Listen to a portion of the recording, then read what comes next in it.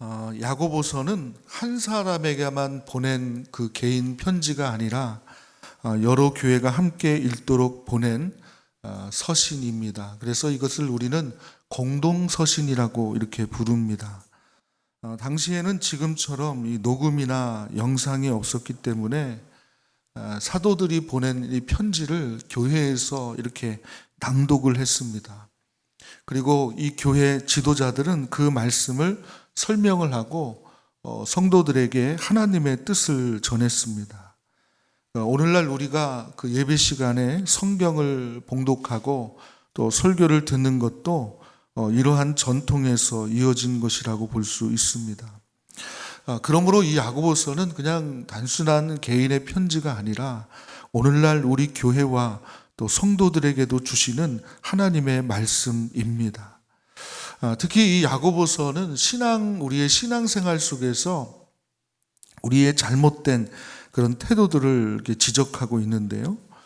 잘못된 말, 또 잘못된 욕심, 잘못된 신앙관, 그리고 잘못된 물질관, 이것을 이제 바로 잡으라고 말씀합니다.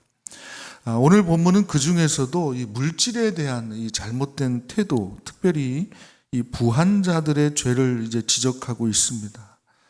물론 여기서 말하는 이 부한자들에 대한 이 지적은 단순히 돈이 많다는 이유로 죄인이라는 뜻이 아닙니다.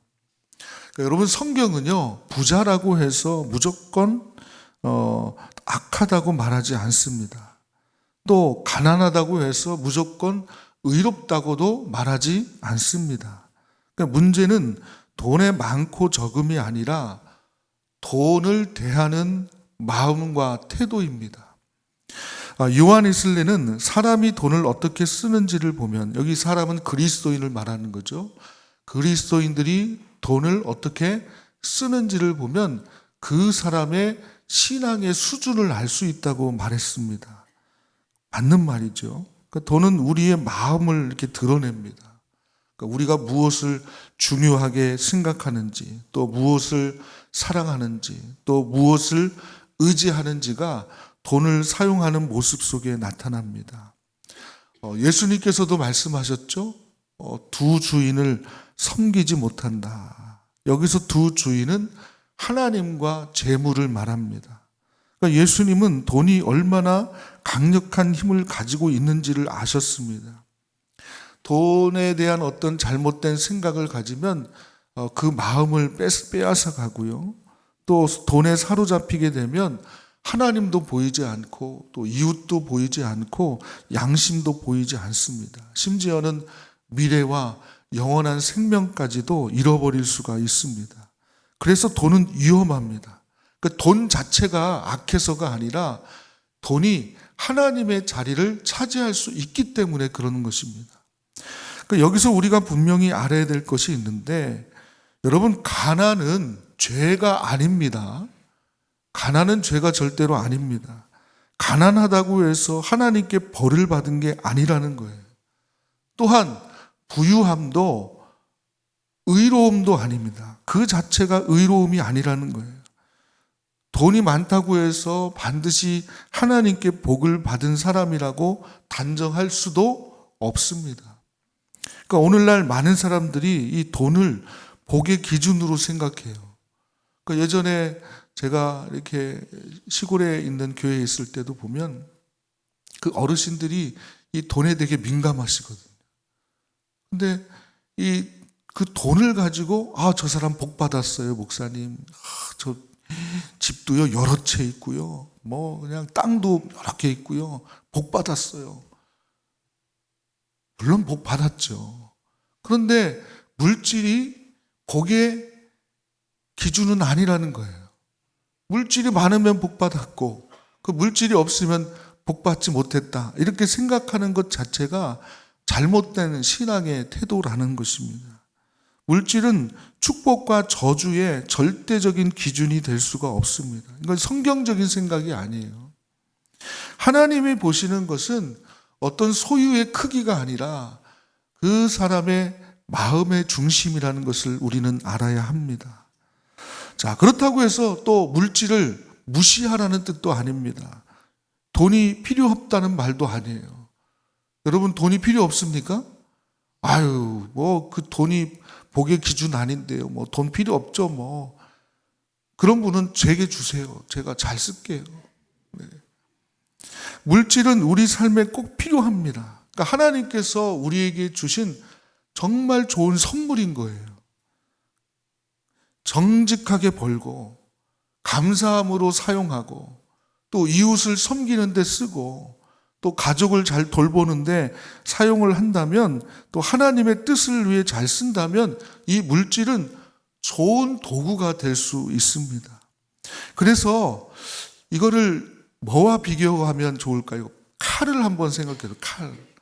여러분 칼이 의사의 손에 의해서 사용이 되면 메스죠. 사용이 되면 생명을 살리는 도구가 됩니다.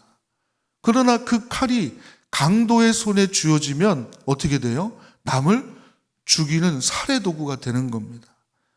그러니까 돈도 마찬가지라는 거예요. 돈 자체가 문제가 아니라 그것을 어떻게 벌고 또 어떻게 사용하느냐, 이게 문제입니다. 그러므로 우리 그리스도인들은 이 물질에 대한 바른 그 물질관을 가져야 됩니다. 바른 신앙의 원칙을 우리가 가져야 돼요. 자, 그런 의미에서 오늘은 이 본문 말씀을 중심으로 바른 물질관에 대해서 함께 말씀을 나누도록 하겠습니다.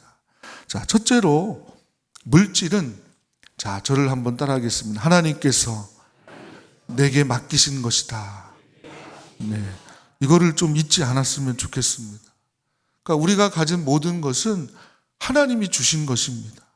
내 힘으로 번 것 같아도요, 사실은 하나님께서 건강을 주셨고 또 내 힘으로 번 것 같아도 하나님은 우리에게 일할 기회를 주셨고 또 지혜와 능력을 주셨기 때문에 결국 이런 물질도 얻게 된 것입니다. 그러므로 우리는 물질의 주인이 아니라 청지기입니다. 청지기. 그 청지기는 주인의 것을 잘 관리하는 사람이죠. 물질은 내 것이 아니라 하나님의 것인데 하나님께서 잠시 우리가 이 세상을 살아갈 동안 우리에게 맡기신 거예요. 이걸 가지고 잘 사용해라. 우리는 청직이라는 거예요. 그렇기 때문에 우리는 내 마음대로, 내 욕심대로 물질을 사용해서는 안 됩니다. 주인이 누구라고요? 하나님. 그 하나님의 뜻에 맞게 사용해야 합니다. 하나님께서 내게 물질을 맡기신 이유, 나만 배부르게 살라고 주신 게 아니죠. 하나님께서 주신 이유, 하나님께 감사하며 살고 또 이웃과 나누고 또 가족을 잘 돌보고 그리고 주의 일을 잘 감당하라고 주신 것임을 여러분 기억하시기를 바랍니다. 그 다음에 두 번째로 물질은, 저를 또 한번 따라합니다. 목적이 아니라 도구다. 네, 이거를 좀 기억했으면 좋겠어요. 물질은 우리가 살아가는데 필요한 도구입니다. 그러나 인생의 목적이 되어서는 안 됩니다. 우리가 밥을 먹는 이유가 뭐예요? 밥이 목적이신 분이 있어요? 나는 밥 먹기 위해서 산다, 이런 분 계십니까? 밥은 우리가 살아가기 위해서 필요한 것이잖아요. 다른 어떤 삶을 위해서 필요한 게 밥이지 우리는 밥을 목적으로 사는 사람은 아니잖아요. 마찬가지예요. 돈도 그렇습니다. 돈이 목적이 되어서는 안 됩니다. 건강하게 살아가면서 내게 맡겨진 일을 잘 감당하도록 하나님이 내게 주신 거죠. 필요한 수단이지 이게 인생의 목표가 되는 순간 그때부터 이제 문제가 생기는 거예요. 자, 돈이 목적이 되면 어떻게 되느냐? 자, 5절 말씀을 한번 보겠습니다. 5절 말씀을 우리 한 목소리로 함께 읽겠습니다. 너희가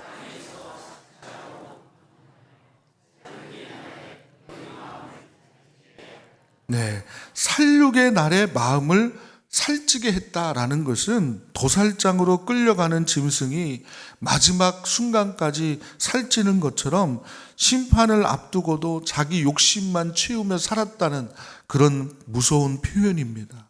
그러니까 돈을 위해서, 그러니까 돈이 이제 목적이 되니까 돈을 위해서 양심도 버리고 또 관계도 깨어지고 돈을 위해 신앙까지 잃어버리게 되는. 그러니까 우리 그리스도인도 돈을 벌기 위해서 열심히 일을 해야 돼요. 일을 하지 말라는 게 아닙니다.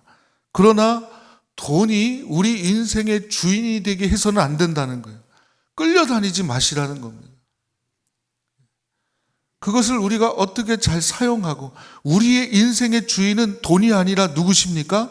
하나님이시라는 분명한 이 신앙관을 가지고 물질을 사용하고 하나의 도구로 써야지, 그게 우리의 주인이 되고 목적이 되어서는 안 된다는 겁니다.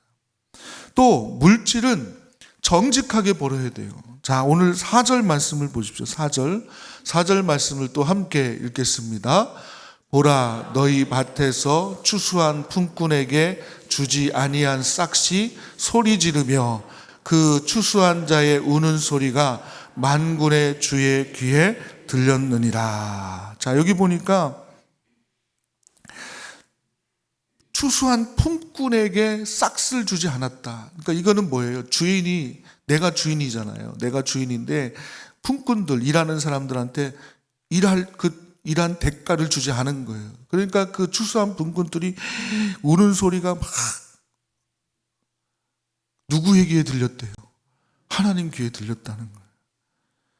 하나님은 우리가 얼마나 많이 가졌는가만 보지 않으시고 어떻게 벌었는지도 보시는 거예요. 내가 이게 버는 이 돈이 누구의 눈물을 밟고 올라섰는지를 보시는 거예요. 내 풍요함 뒤에 누군가의 억울함이 있지는 않은지 보신다는 거예요. 그래서 그리스도인의 물질 생활은 정직해야 됩니다. 정직하게 버셔야 돼요. 불의를 행해서 남의 등 막 그냥 밟고 올라서 가지고 버는 그런 돈이 아니라 정말 정직하게 내가 땀을 흘리고 애쓰고 노력해서 얻는 그 소득, 그런 것을 하나님은 귀하게 보시는 겁니다. 거래도 정직해야 돼요. 임금도 정직해야 되고요. 사람을 대하는 태도도 정직해야 합니다. 남을 울리고 얻은 물질은 이게 복이 아니라 나중에 심판의 이유가 된다는 겁니다. 자, 세 번째, 물질은 또 저를 따라합니다. 하나님께 감사함으로 누리자. 네. 물질이 이제 목적이 되어서는 안 되지만 그렇다고 물질을 죄악시할 필요도 없습니다. 하나님께서 주신 거는 다 선한 겁니다. 집에 있는 거 감사한 일이죠. 얼마나 감사합니까? 네? 내가 이렇게 살 수 있는 집 허락해 주신 거. 특히 자가로 사시는 분들 감사한 거죠. 얼마나 감사해요. 또 입을 옷이 있는 거 감사한 일이죠. 먹을 음식 있는 거 감사한 일이고, 가족과 함께 또 이렇게 여유 있게 식사도 하고 여행 갈 수 있는 것도 얼마나 감사한 일입니까? 하나님의 은혜입니다. 그러므로 우리는 물질을 누릴 때마다 하나님께 감사해야 합니다. 하나님, 오늘도 이렇게 살 수 있는 나에게 집도 주시고 또 물질도 주시고 또 이것 가지고 이렇게 쓸 수 있도록 도와주신 것 감사합니다. 그런 감사의 마음을 가지고 살아가야 합니다. 일할 수 있는 건강 주신 것도 감사하죠. 건강하지 못하면 일 못하잖아요. 그러면 일하지 못하면 소득도 없게 되잖아요. 그러나 하나님이 내게 건강 주셔서 또 이렇게 일할 수 있는 은혜도 허락해 주신 거 감사합니다. 그래서 결국 하나님께 감사하고 누리면 그것이 은혜가 되는 것입니다. 자, 그 다음에 이제 네 번째, 물질은 또 저를 따라합니다. 우상이 되어서는 안 된다. 네.